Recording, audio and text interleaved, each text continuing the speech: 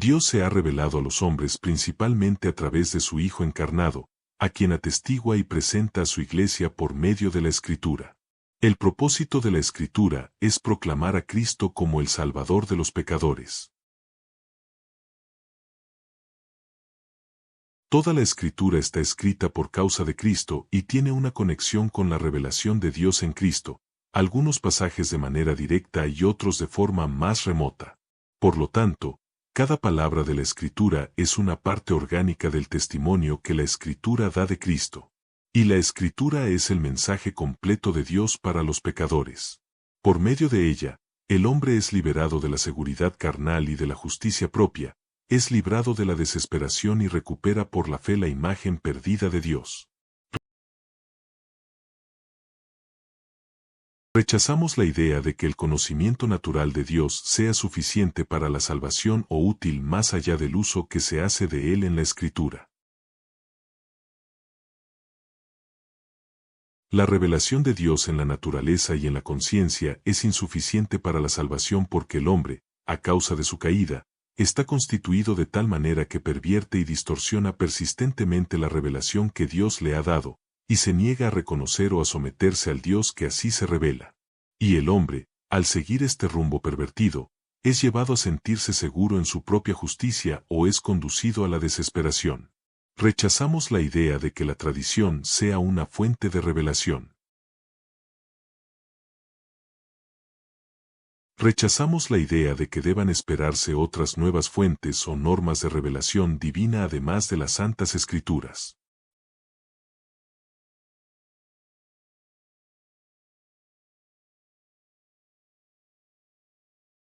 Creemos y enseñamos que toda la Escritura, es decir, todos los libros canónicos del Antiguo y del Nuevo Testamento, es dada por inspiración de Dios y es, en su totalidad, en sus partes y en sus mismas palabras, inspirada por el Espíritu Santo.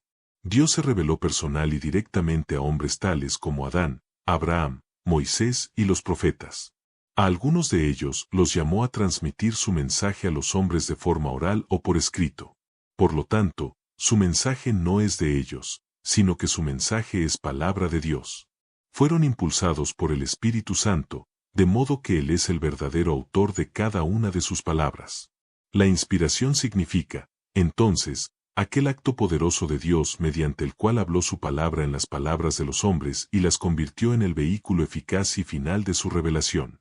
Por lo tanto, estas palabras no solo nos informan acerca de la acción pasada de Dios, también transmiten la acción de Dios actualmente.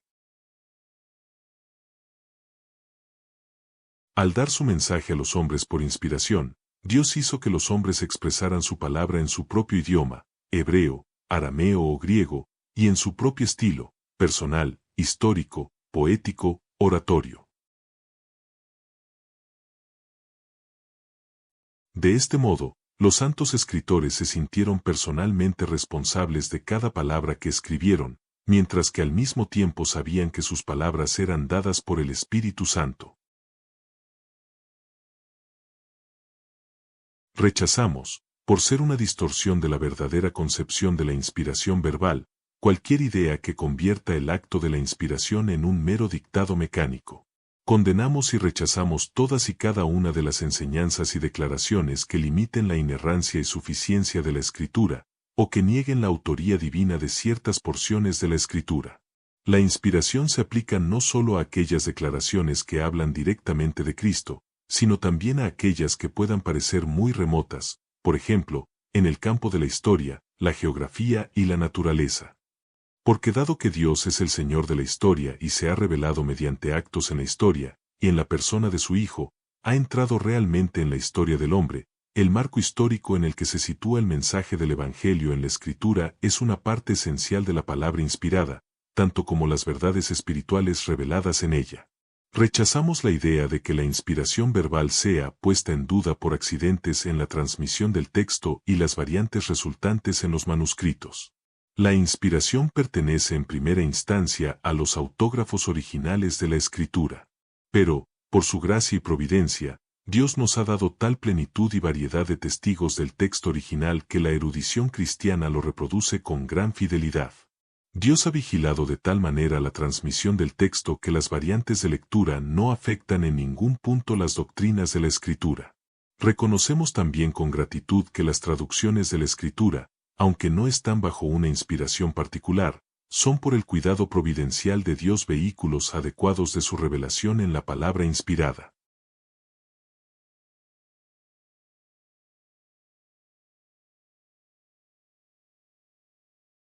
Creemos y enseñamos que Dios nos ha dado la Santa Escritura para hacernos sabios para la salvación por la fe en Cristo Jesús. Por lo tanto, confesamos que la Escritura es el único y totalmente suficiente fundamento de nuestra fe, la fuente de todas nuestras enseñanzas, la norma de nuestra conducta en la vida y la autoridad infalible en todos los asuntos que trata. Creemos y enseñamos que allí donde la Escritura no ha hablado de manera decisiva o guarda silencio, se pueden mantener diferencias de opinión sin violar la Escritura ni romper los lazos de comunión. Tales asuntos entran en el área denominada cuestiones abiertas. La Escritura misma debe determinar qué cuestiones han de considerarse abiertas. El término cuestiones abiertas puede utilizarse legítimamente cuando el lenguaje de la Escritura deja abierto el alcance preciso de un pasaje, o cuando problemas lingüísticos, textuales o históricos dificultan la percepción del sentido pretendido. Pero donde la Escritura ha hablado, allí ha hablado Dios, ya sea sobre un dogma central o sobre un punto periférico. Donde la Escritura no ha hablado, el asunto debe permanecer abierto para siempre. Ya que la Escritura es la palabra de Dios, lleva su propia autoridad en sí misma y no la recibe por la aprobación de la Iglesia. El canon, es decir, aquella colección de libros que es la autoridad para la Iglesia, no es una creación de la Iglesia. Más bien, el canon se ha impuesto a la Iglesia por virtud de su propia autoridad divina, mediante un callado proceso histórico que tuvo lugar en la vida de adoración de la Iglesia.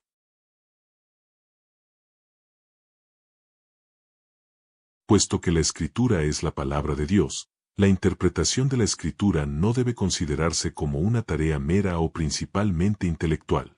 El verdadero significado de la Escritura se aclara para el hombre en una situación determinada, no meramente por un estudio escrupuloso de la Escritura y un análisis cuidadoso de los hechos en cuestión, sino más bien al acercarse a la Escritura con un espíritu de arrepentimiento y fe que hace a los hombres hijos obedientes de Dios, quienes escuchan la Escritura cuando habla como ley en toda la rigidez de la ley, y cuando habla como evangelio en toda la gracia incondicional del evangelio.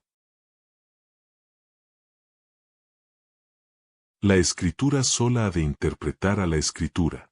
La regla hermenéutica de que la Escritura debe ser interpretada de acuerdo con la regla, o la analogía, de la fe significa que los pasajes claros de la Escritura, y no ningún sistema teológico o resumen dogmático de la doctrina bíblica, son los que deben determinar la interpretación. Los pasajes aparentemente oscuros no deben interpretarse de manera que perviertan o contradigan los pasajes claros. Esto significa que cada declaración de la Escritura debe entenderse en su sentido nativo, de acuerdo con la gramática, el contexto y el uso lingüístico de la época.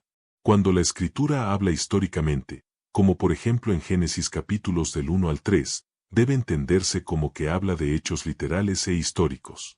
Cuando la Escritura habla de manera simbólica, metafórica o metonímica, como por ejemplo en Apocalipsis 20, debe ser interpretada en esos mismos términos.